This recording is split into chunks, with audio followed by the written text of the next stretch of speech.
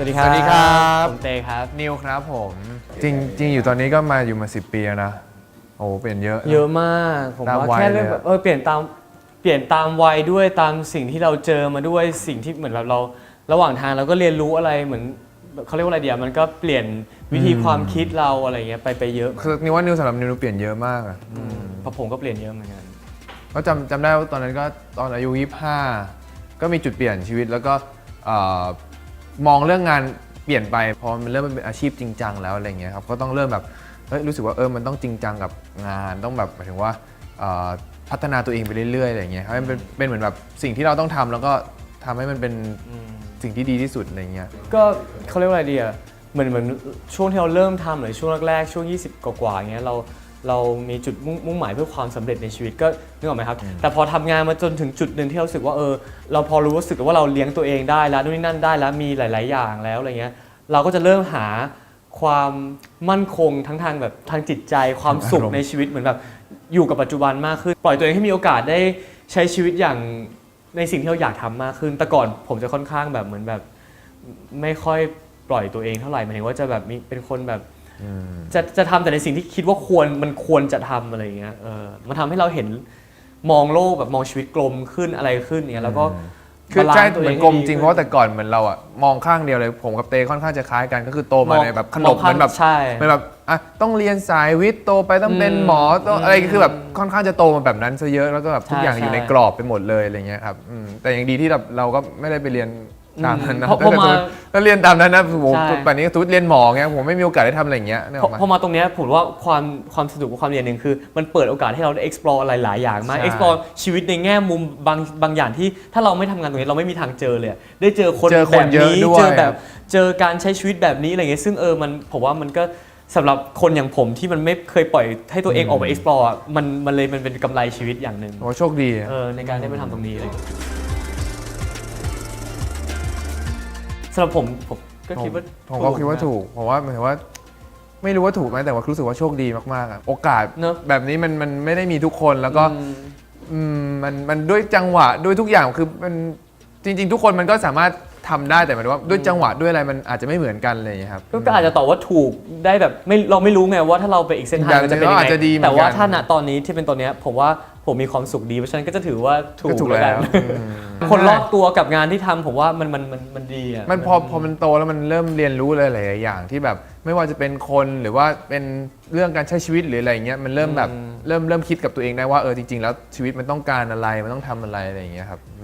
ส่วนมากก็เห็นตรงกันที่เคยคุยแล้วเห็นตรงกันก็คือแบบชีวิตมันต้องการความสุขจริงๆคือคนเราไม่จะเอาอะไรนึกออกมาหมายถึงว่ามีอะไรก็ไม่เท่ามีความสุขอ่ะมันก็มีความสุขมันก็ดีแล้วทุกอย่างคือสมมติจะเป็นเรื่องเงินทองชื่อเสียงเลยมันตามมาเองถ้าเรามีความสุขเราทำอะไรแล้วมันก็ตามมาเองครับผมว่ามันคือการบาลานซ์ที่หมายถึงว่าเราก็มาคิดว่าสมมติความสุขคืออะไรบ้างต้องสำหรับเรานะคนอื่นจะไม่เหมือนกันก็คือมีชีวิตที่สุขสบายก่อนมีบ้านมีอะไรที่เราปัจจัยพื้นฐานในการใช้ชีวิตมีคนรอบตัวที่ดีมีสุขภาพที่ดีอะไรเท่านี้แล้วก็กินอยู่นอนหลับได้กินดีอะไรเงี้ยนี่คือความสุขณตอนนี้แล้วเพราะฉะนั้นเนี่ยณตอนนี้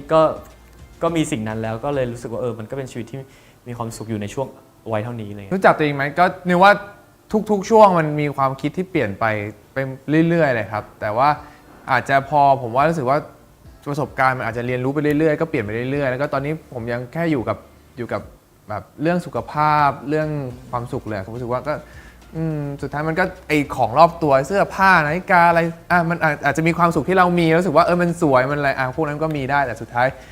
แบบมันเริ่มฟังไม่ใช่เริ่มฟังมันเริ่มเข้าใจที่แต่ก่อนฟังคนพูดมาว่าของพวกนี้มันเอาไปไม่ได้มันอยู่อะไรเงี้ยคือมันเริ่มแบบรู้สึกว่ามันก็จริงแต่สุดท้ายไอสิ่งที่มันติดตัวเรามันคือหมายถึงว่าความรู้สึกจิตแล้วมากกว่าที่มันติดตัวเราแล้วเราจะแบบมันไปกับเราตลอดผมว่าสิ่งที่สอนเราอีกอย่างหนึ่งในช่วงวัยเท่านี้นะอาจจะแบบยังต้องเจออีกเยอะนะแต่ว่าสิ่งที่เตือนใจได้ทุกครั้งคือเรื่องของความตายอ่ะหมายถึงว่าในยุคเท่านี้เราเจอแบบคนที่เสียคนรักเสียเพื่อนเสียพ่อแม่เสียอะไรไปแล้วทุกครั้งที่มีเหตุการณ์นี้เกิดขึ้นไม่ว่าจะกับตัวเราเองหรือว่าคนรอบตัวมันจะเหมือนเป็นเครื่องเตือนเหมือนเตือนสติเราทุกครั้งว่าแบบชีวิตเรามันสั้นนะมันเท่านี้มันเรื่องเล็กอยู่แค่นี้หรือว่าเราเจอเรื่องของความแบบความเป็นความตายขึ้นมาของชีวิตเพราะบางทีอ่ะบางเรื่องที่เราคิดว่าใหญ่มากๆในชีวิตแล้วที่เราจมอยู่กับมันอะไรเงี้ยพอเราไม่เห็นเรื่องความตายอย่างเงี้ย เราจะรู้สึกว่ามันแบบอันนี้มันคือแค่นี้เองอะไรเงี้ยแค่เราเหมือนเราก้มหน้าจมไปกับมันมากเกินไปแค่นั้นเองเลย ไอ้เรื่องพวกนี้ผมกลายเป็นมองว่าเหมือนแบบ อืม คือสมมติเรามีไม่ชอบคนเนี้ยกลายเป็นว่าทุกครั้งที่เราเจอคนเนี้ยเราก็ต้องทุกข์ทุกครั้งอย่างเงี้ยแต่ถ้าสมมติเราผ่านมันไปได้แล้วรู้สึกว่าก็ไม่ได้มีอะไรนี่ก็ปล่อยไปก็คือเหมือนแบบมองข้ามไปแล้วก็ทุกอย่างมันเป็นแค่แบบความหลังไปคือมันก็จะทำให้ชีวิตมีความสุขขึ้นเยอะ ผมว่ามันคือความเป็นเพื่อนอะความเป็นเพื่อนที่ มันทำงานกันมานานแล้วก็แบบรู้จังหวะรู้อะไรกันว่า คนนี้กำลังสภาพจิตใจเป็นอย่างนี้จะ รับมือยังไงแฮนเดิลยังไง จะแสดงออกมาอย่างนี้แล้วเราควรจะต้องรับมือยังไงควรจะต้องยังไง ผมว่าการทำงานเป็นคู่มันเป็นแบบมันเป็นศิลปะอย่างหนึ่งที่ยากมากเลยนะ เพราะว่าเหมือนแบบมันต้องเขาเรียกว่ามันต้อง รับส่งจังหวะมันต้องแบบ เขาเรียกว่าต้องทนกับในทุกแง่มุมของกันและกันหมายถึงว่า ทน หมายถึงว่าอดทน เข้าใจ ด้วยแล้วก็ยอมรับเข้าใจด้วย ซึ่งผมรู้สึกว่าความที่ของคู่เตนิวเนี่ยมันจะมีความที่เราเป็นคนที่เหมือนจะมีความเหมือนกันในแง่มุมนึงแต่บางแง่มุมก็คือความคิดต่างกัน มันออกมาไม่เหมือนกัน ใช่ จริง เพราะอย่างออฟกันเขาก็จะเป็นแบบหนึ่ง ใช่ คือเหมือนเตนิวก็จะเป็นแบบหนึ่งผมว่ามันใช้เวลาในการปรับจูนอะไรเงี้ย หรืออะไรดีเขาก็บอกเราอะไรไม่ดีเขาก็เตือนเราอย่างเงี้ยมันก็คือแบบสลับกันพูดกันคุยอะไรอย่างเงี้ยมันก็กลายเป็นแบบ มันจะรู้เนเจอร์ของกันและกัน ใช่ ไปแล้ว ใช่ อะไรเงี้ยใช่จำได้ก็พูดประจำก็ที่เวลาเขาถามว่าครั้งผมก็ยังจำภาพ เจอที่ ผมยังจำได้อยู่ด้วยซ้ำว่า รถ เหมือนผมจะจำภาพของการเจอกันของเพื่อนไฟได้ครบผมยังจำได้เลยแล้วก็นิวใส่รองเท้าอะไรผมยังจำได้เลยอะไรเงี้ยมันเป็นภาพที่เหมือนเขาเรียกว่าเป็นภาพติดตาอะไรเงี้ยไม่ใช่ติดตาภาพที่อยู่ในความทรงจำใช่ภาพที่อยู่ในความทรงจำซึ่ง first impression ก็คือไม่ได้คิดว่าจะเป็นเพื่อนคนนี้ได้อะเขาดูเป็นแบบ คนละ เขาดูเป็น แนวกัน เด็กหนุ่มวิทย์วะที่แบบมีความแบบห้าวเป้งนิดๆไม่ได้อาจจะไม่ได้ห้าวเป้งมากแต่ก็แบบผมไม่ค่อยมีเพื่อนที่แบบห่ามขนาดนี้มัน นี่จะดู ไม่ใช่ เป็น หา คนแบบเรียบร้อย ไม่ค่อยพูดไม่ค่อยจา มีเพื่อนแบบนี้ปะสมัยกรุงเทพก็มี ก็ บ้าง มี ปะ ก็ดูเป็นคนเรียบร้อยดูแบบไม่ค่อยพูดไม่ค่อยจาดูแบบเก่งๆเครียดๆอะไร ใช่ เงี้ยคือทุกอย่าง ใช่ เครียดไปหมดสมมติแบบ ใช่ อย่าง เครี ส ยด คริปต์ ไปหมด อะ จริง สคริปต์อย่างเราแบบเราดูรอบเดียวแล้วเราแบบจำประมาณหนึ่งแล้วเดี๋ยวเราค่อยไปอิมพอไว้ไปด้นสดเอาส่วนนี้คือแบบท่องไม่หยุดท่อง ใช่ ใส่ ซึ่ง แว่น เห็นไหม ใส่แว่นดูท่องแล้วก็ท่องแล้วพูดกับตัวเองคืออะไรเงี้ยคือแบบฟิลนั้นนะคือเป็นอย่างนั้นตลอดเราพูดกับตัวเองฟิลท่องเรา นี่แหละเห็นไหม ไม่คุยกับใครก็ท่องอยู่กับตัวเองส่วนผมก็จะเป็นแบบฟีลแบบโอเค ชิลๆ รู้ภาพรวมแล้วก็โอเคเดี๋ยวเราไปจัดการหน้างานเอาอะไรเงี้ยมันก็คือคนละแนว ซึ่งคนสองแบบเนี้ยมันก็จะไม่เข้าใจกันนะหมายถึงว่า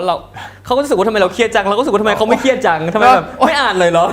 เขาก็ โอ๊ย รู้สึก ดู ว่า อะไรซ้ำซาก อันนี้เห็นไหมมันก็จะเนี่ยนี่คือสิ่งที่เราจูนกันมาตลอดเลยเนี่ยผมว่าไอ้ความอันเนี้ยมันจะเป็นเสน่ห์บางอย่างที่บนเวทีที่เราได้ขึ้นด้วยกันอะไรเงี้ยมันก็จะเป็นความแบบ ภาพคนละภาพแบบ มันก็บางอย่างพอมันเจอกันมันก็อาจจะมีความ จะหารสองได้ อะไรอย่างนั้นได้ บวกกันแล้วหาร2อาจจะแบบลงตัว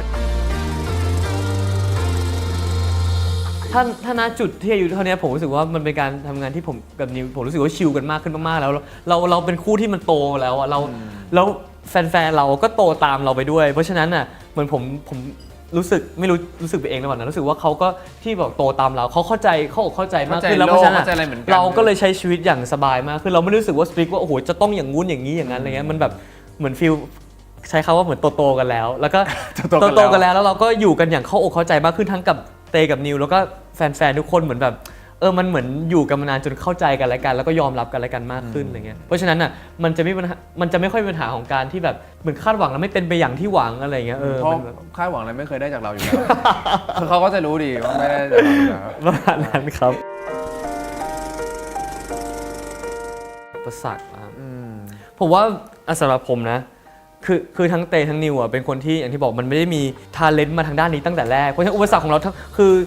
อเท่าที่ดูคู่ใหม่ๆทุกคนเนี่ยเด็กแต่ละคนเข้ามาที่ด้วยความเพียบพร้อมอ่ะความเพียบพร้อมทางด้านเหมือนแบบแต่บางคนก็เรียนร้องเพลงมาตั้งแต่แรกแล้วเป็นนักร้องอยู่แล้วเป็นนักแสดงอยู่แล้วเรียนคือเหมือนเขาพร้อมที่จะใช้งานจริงๆอ่ะแต่ทั้งเตกับนิวมันดันเป็นทั้งคู่ที่ไม่ทำอะไรสัก ศูนย์ อย่าง นะจากศูนย์ หมายถึงว่าทุกด้านเลยนะไม่ว่าจะเป็นแบบการเป็นพิธีกรการเป็นนักแสดงการเป็นนักร้องการเต้นคือเราสองคนไม่ทำอะไรเลยสักอย่างอ่ะเพราะฉะนั้นอ่ะอุปสรรคก็คือในการทำทุกอย่างอ่ะเราต้องแบบเรียนรู้ทุกๆอย่างเลยเพราะว่าทุกวันเรายังเห็นเด็กใหม่ๆที่เข้ามา แล้วเขาทำได้ดีมากเรายังมองเขาเป็นไอดอลด้วยซ้ำอ่ะเหมือนเด็กหูน้องคนนี้ร้องเพลงเพราะจังน้องคนนี้เต้นเก่งจังน้องคนนี้ มันเป๊ะจัง แสดงเก่งจังอะไรเงี้ยเราก็เลยยังแบบมีความดูพวกเขาเป็นแบบ เพราะว่าเหมือนเราดูคนที่มีพรสวรรค์มาแล้วเราก็แบบเราเริ่มมีโมเมนต์ที่อยากจะทำได้ดีเหมือนเขาบ้างแล้วอะไรเงี้ยก็มันก็เป็น สิ่งที่ดีนะผมว่ามันก็ทำให้เราอยากพัฒนาตัวเองไปในแบบนี้ ในแบบที่เราควรจะเป็นอะไรเงี้ย คือตอนที่มาทำวันแรกยังจำได้อยู่เลยคือแบบเหลือเวลาแล้วก็คือตอนปี 1มีเวลาก็รู้สึกว่าหนังสือเราก็ได้ประมาณนึงแล้วก็รู้สึกว่าอยากจะแบบหาเงินอะไรเพิ่มก็แบบทำไปทั่วครับสมัครไปทั่วเลยครับตอนนั้นก็แบบทำอะไรก็ทำเขาให้ทำอะไรก็ทำอะไรเงี้ยก็สุดท้ายก็มาอยู่ GMTV เนี่ยครับ ผมว่าคนที่เขาเรียกว่าน่าจะช็อกหมายถึงว่างงสุดคือพ่อแม่พวกเราแล้วเพราะพ่อแม่เขาจะรู้อยู่แล้วว่าลูกตัวเองอะเป็นทุกครั้งที่แบบพอเจอแม่แล้วแม่ไปเห็นพวกป้ายเราตอนเนี้ยแม่ก็จะพูดทุกครั้งบอกไม่คิดเลยเนอะว่าจะมาเป็นอย่างนี้ได้คือแบบตั้งแต่เด็กไงเหมือนแบบเด็กคนผมแบบตอนนั้นให้โดนให้เลือกไปแสดงบางทีก็หนีไม่ยอมไปแกล้งป่วยอะไรเงี้ยเหมือนแบบไม่ยอมที่จะแบบแค่ออกรายงานนะฉันก็จะขอร้องถึงตัวเองเป็นคนทำรายงาน ก็จะไม่ยอมออกให้เพื่อนไปรายงานเพราะว่าไม่กล้าอยู่ข้างหน้าอะไรเงี้ย พ่อแม่งงหมดเพราะว่า ผมไม่ทำกิจกรรมเลยไงแต่ ไม่ได้เป็นคนกล้าแสดงออกตั้งแต่เด็กอะไม่ได้เป็นคนที่อยากออกไปแบบไปเต้นไป แต่ผมมีจุดหนึ่ง แสดง คืออยาก ะไรเงี้ ทำงานเป็นคนอยากทำงานแต่ให้ทำอะไรก็ได้แต่ผมก็ลองมาหลายอย่างสุดท้ายก็ อันนี้ก็ไม่ได้เรียกว่าลองแต่หมายถึงว่าเหมือนมันจับพัดจับผูอ่ะมันก็มันทำได้ก็ลองทำดูอะไรอย่างเงี้ยครับสุดท้ายก็เลยเป็นแบบก็เป็นอาชีพที่สนุก เพราะเราสองคนก็จะมีโมเมนต์ของการแบบ คล้ายๆ เขิน กัน เขินที่บ้านที่เวลาจะมาดูเราก็พูดตรงจะไม่ค่อยอยากให้มาดู เพราะว่า แต่บ้านผมไม่เคยมาดูเลย เพราะว่าของผมแม่จะ บ้านผมไม่ แม่ มาดู จะขอมาดูบ่อยมาก ซึ่งแม่ก็ได้มาดูแล้ว แต่เราอ่ะจะไม่อยากเพราะว่าภาพของเราที่เป็นกับเขาตอนเด็กๆ ที่เป็นเด็กเรียบร้อยเด็กเรียนเด็กอะไรเงี้ยกับตอนเนี้ยมันคนละแบบกันไงผมว่าเราประสบความสำเร็จเกินกว่าที่เราคิดไว้แล้ว แต่ว่าเราก็ยังเอนจอยที่จะไปต่อนะ มันโลกมันกว้างครับมันยังมีอะไรให้แบบไปไกลเลยผมจริงมันไม่ได้ขึ้นอยู่แค่ฝีมืออย่างเดียวเรื่องพวกเนี้ยมันขึ้นกับหลาย ๆ อย่างมากเลย ทุกอาชีพแบบผมว่าคือแบบคนเก่งอย่างเดียวมันก็อยู่ไม่รอดคนที่แบบคอนเนคชันเยอะอย่างเดียวก็อยู่ไม่รอดคือทุกอย่างมันต้องพอดีมันต้องแบบมันไม่รู้ว่าเรียกว่าโชคชะตาไหมเนาะมันก็คือเหมือนแบบทุกอย่างมันต้องพอดีอ่ะแบบอันนี้ไม่ได้มากไปอันนี้ไม่ได้น้อยไปหรือว่าถ้ามีอันนี้มากก็ต้องมีอันนี้มาเสริมอะไรเงี้ย ผมว่าความพอดีเนี่ยสำคัญมากๆหมายถึงว่า มัน ไม่ได้แง่ของทั้งในแง่ของสิ่งรอบตัวเข้าสู่เรา แล้วรวมถึงในแง่ของตัวเองด้วยนะการที่แบบถึงเราเป็นคนเก่งมากแล้วเราแบบเขาเรียกว่าเราแสดงออกไปอย่างไม่พอดีอ่ะผมว่ามันก็อาจจะขาดเสน่ห์ได้ หรือแบบถ้ามีน้อยเกินไปมันก็ไม่มีเสน่ห์คือแบบมันเป็นศาสตร์แห่งความพอดีอ่ะพอ จริงนี่ว่าแบบคนที่แบบเก่งกว่าเราหรือว่าทำอะไรดีกว่าเราอ่ะ โอ้ มี อีก เยอะ แบบม มา หากศาลสุด แต่ว่า ๆ มันก็มีหลายเหตุผลแล้วว่าทำไมถึงแบบยังไม่ถึงเวลาของเขาหรือว่าอะไรยังไงคือแบบหรือว่าทุกวันนี้ทำไมเราถึงมาตรงนี้แล้วมันมีหลายเหตุผลมากเลยครับมัน แต่ว่า มัน ผมว่าทุกคนก็จะมีเวลาแล้วก็ มันจะมีคีย์ โอกาส ของ ข มั อน งตัวเองอะไรเงี้ย มันไม่สายเกินไปอ่ะเปลี่ยนไปเยอะเลยครับ แต่ก่อนแบบรู้สึกว่าต้องมีครอบครัวต้องมีแบบอะไรอย่างเงี้ยเดี๋ยวนี้รู้สึกว่าทำอะไรต้องมีความสุขทำเลยอ่ะคือไม่มีความรักหรือจะมีความรักถ้ามีความสุขก็มีไม่มีก็ถ้ามีแล้วมีความสุขก็มีถ้าไม่มีแล้วมีความสุขก็ไม่มี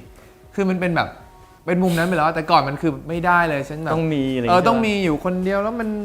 ันหว่าเว้มันอะไรอย่างเงี้ยเดี๋ยวนี้คือแบบคืออยู่กับความสุขอ่ะไม่ได้ยึดติดกับอะไรแล้วอ่ะ ผมว่าแล้วแต่คนคือหมายถึงว่าแล้วแต่พาร์ทของแต่ละคนว่าเจออะไรมาจริง แต่ผมรู้สึกว่านิวอ่ะ ผมเปลี่ยนไปเลย เปลี่ยนไปเยอะมากในมุมด้านในนั้นนิวเปลี่ยนไปเยอะมาก แต่ก่อนผมแบบรู้สึกว่าต้องจริงจังต้องนี่ต้องวางแผนต้องนี่เดี๋ยวนี้ก็คือผมการแบบปล่อยอ่ะคือเหมือนว่าปล่อยวางเลยว่าใครอยากจะทำอะไรก็ทำแต่ว่าถ้าเรามีความสุขก็มีความสุขแต่ถ้าอะไรไม่มีความสุขเราก็ตัดทิ้งอะไรเงี้ยมันทุกอย่างคือแบบกลายเป็นแบบขึ้นอยู่กับทุกอย่างปล่อยให้เป็นโลกภายนอกก็เป็นของมันไปเลยอะไรเงี้ยมันก็เรียนรู้เยอะครั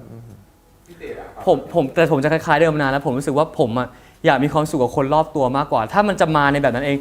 เราจะเป็นคนไม่เคยไปไขว่คว้าอะไรเงี้ยเหมือนเคยตอนนั้นเคยเล่นซีรีส์เรื่องชื่อเรื่องรูมาโลนมันจะมีบทที่เขาบอกว่ามันเหมือนผีเสื้อหรืออะไรเงี้ยถ้าเราแบบยิ่งไป ไล่ ค จับ ว้ามันก็จะบินหนีไปเรื่อยๆเพราะเหมือนณตอนนี้รู้สึกเวลาก็ไม่พอแล้วอ่ะหมายถึงว่าเวลาในการใช้ชีวิตในแบบเนี้ยก็ไม่พอแล้วเพราะฉะนั้นถ้ามีอีกก็คือเหมือนต้องแบ่งเวลาไปอีกเพราะฉะนั้นผมรู้สึกว่าถ้าตอนนี้เราแฮปปี้แล้วไม่ต้องไปสนว่าใครจะบอกว่าอายุเท่าไหร่ต้องมีเอาให้มันแบบเป็นความสุขของเราในช่วงนั้นๆพออะไรเงี้ย จริงๆมันทำงานร่วมกันมาตลอดเวลาที่ผ่านมานะครับก็เลยรู้สึกว่าก็เป็นอีกผลงานหนึ่งที่ต้องทำร่วมกันอะไรอย่างเงี้ยครับไม่ได้คิดว่าแบบไม่ได้รู้สึกว่าแบบเหมือนแบบเพื่อนเก่าที่กลับมาเจอกันอะไรขนาดนั้นคือไม่ก็เหมือนเจอกันเรื่อยๆอยู่แล้วเจอกันตลอดอะไรเงี้ยทำงานด้วยกันตลอดครับchallenge มากเหมือนกันนะคือตั้งแต่แรก วิธีการ สุด เล่น เลย อะไร อะ เงี้ย ที่เขามาแบบคุยกันอะไรเงี้ยตอนแรกก็คือ ที่เหมือน เรา เป็นฟันแฟกต์ เราดื้อเราดื้อ เราดื้อเราจะแบบเหมือนแบบตอนแรกเขาจะแต่ตอนแรกสุดเลยอ่ะเขาก็จะให้ผมเป็นอาชีพนี่เป็นการันแหละ ใช่ แล้วพอเราก็รู้เราก็โอเคเราก็ เราแฮปปี้กับบทของเรา แฮ แล้ว ปปี้แล้วเสร็จปุ๊บเหมือนตอนแรกเขาบอกว่าไม่ได้นะต้องแบบเปลี่ยนเป็นแบบนี้ตึ๊ดตอนแรกเราก็ดื้อนี่ก็จะดื้อมากก็จะแบบไม่เอาครับ สุดท้ายก็เนี่ยครับผมกลายเป็นอาชีพการัน ระหว่างทางยังไงไม่รู้แหละครับ แต่ว่ารู้แต่ว่ามัน end up ที่ผมเป็นการันแล้วก็นิว เป็น อา อาชี ชี พ แต่ว่าแฟนๆก็แฮปปี้ แต่มันก็มีหลายเสียงมากเพราะว่าหมายถึงว่าทั้งแฟนคลับทั้งเพื่อนๆอะไรเงี้ยคือเราก็แบบเคยมีไปคุยกับเพื่อนๆก็จะบอกว่าบางคนก็บอกว่าอย่างเงี้ยดีแล้วนิวเป็นอาชีพเตเป็นการันก็ดีบางคนก็บอกหรอถ้าอีกคนนึงถ้านิวเป็นการันบ้างเตเป็นอาชีพก็อาจจะอีกแบบนึงนะอะไรเงี้ย ใช่เพราะจริงๆอะถ้าในส่วนตัวผมนะผมยังไม่มีซีรีส์ไหนเลยที่ผมเล่นเป็นแนวตัวเอง อาจจะมีเรื่องแรกคือเรื่องที่กำลังจะเปิดกล้องปีหน้าชื่อเรื่องอะไรนะ Peaceful Property บ้านหลอนออนเซล อันนั้นอาจจะค่อนข้างใกล้ตัวเองแบบที่สุดแล้วอะไรเงี้ยแต่ว่าถ้าเรื่องอื่นๆอะผมไม่เคยเล่นใกล้ตัวเองเลยแต่นิวเขาจะมีแบบ มันก็ ไม่ค่อยใกล้ใช่ปะ ไม่ค่อยใกล้ครับส่วนมากก็ อืม หลายบทบาทแต่ก็สนุกรู้สึกว่าได้เล่นเป็นตัวอื่นก็สนุกครับ จริงๆผมว่าก็สอนแทรกแนวคิดของการใช้ชีวิตห ใช่ ลายๆอย่าง คือ ใช่ หลายมุมมองคนนี้มีการใช้ชีวิตอย่างนี้ เพราะมีมุมในการปิดกั้นอันนี้ก็จะต้องทำอย่างนี้ คือมันมีเหตุผลมีอะไรของมันในการใช้ชีวิตทั้งนั้นเลยครับก็ได้ผมว่าได้แนวคิดการใช้ชีวิตว่าคนส่วนมากที่เป็นอย่างนี้จะคิดยังไงอะไรเงี้ย ผมว่ามันน่าจะ relate กับคนหลายๆ คนได้ที่กำลังทำงานอยู่ในวัยอายุ 20-30 เนี่ยที่เป็นช่วงแบบค้นหาตัวเองช่วงที่ใฝ่หาความสำเร็จ อยากจะต้อง success มันยังไม่ stable ช่วงที่ชีวิตไม่ stable คือยังเป็นช่วงของการที่ฉันจะทำอันนี้ดีไหมหรือฉันจะเปลี่ยนงานดีหรือฉันทำงานนี้ไปมันจะโตได้แค่ไหนหรือโอ้ยทำไมคนอื่นไปถึงนี่แล้วฉันยังอยู่อะไรอย่างเงี้ยหลายๆอย่างมาก30ฉันต้องอย่างงู้นฉันต้องอย่างนี้ซีรีส์เรื่องนี้ก็มีแง่มุมนั้นเยอะเหมือนกันว่าตัวละครแต่ละตัวก็หลายคาแรคเตอร์มันก็จะมีการเติบโตในหน้าที่การงานไม่เหมือนกันมีความคิดที่จะบางคนก็รู้สึกว่าพอใจในสิ่งที่เป็นแล้ว หรือบางคนอาจจะแบบเนอะเพราะฉะนั้นมันเลยมีสอดแทรกเขาเรียกว่าอะไรความคิด แนวคิด ของคนในวัยเนี้ยที่กำลังต่อสู้กับปัญหาที่ถูกแบบนอมกำหนดไว้อะไรประ ผม มาณ ว่ามัน เนี้ย ก็เป็นได้กับทุกๆวัยแหละเพราะว่าสมมติน้องๆวัยเรียนแบบนี้เขาก็อาจจะดูว่าแบบต่อไปเขาอยากจะเป็นยังไงในอนาคตหรือคนที่แบบเขาเรียกว่าทำงานมานานแล้วอายุเริ่มเลยเขาเรียกว่าอะไรเริ่มจะเกษียณหรืออะไรเขาอาจจะมองกลับมาว่าแต่ก่อนเขาเคยเป็นอย่างนี้จริงอะไรอย่างเงี้ยหรืออะไรอย่างเงี้ยมันก็จะแบบดูแบบเพื่อความสนุกเพื่อแบบเราเคยเป็นเราอะไรอย่างงี้ก็จะได้ครับ ครับผมก็ฝากด้วยนะครับซีรีส์ Cherry Magic นะครับออนแอร์วันแรกวันที่ 9 ธันวาคมนี้นะครับ ครับ 2 ทุ่มครึ่งทางช่อง GMM 25 นะครับแล้วก็สามารถดูย้อนหลังได้นะครับเวลา 4 ทุ่มครึ่งทาง View นะครับผม ครับสามารถ ฝากด้วยครับ ดูได้นะครับทุกวันเสาร์นะครับ ครับก็ฝากการานอาชีแล้วก็เพื่อนๆในออฟฟิศรวมถึงจินตากับมินด้วยนะครับทุกคนมีความน่ารักในแบบของตัวเองนะครับฝากทุกคนติดตามด้วยครับ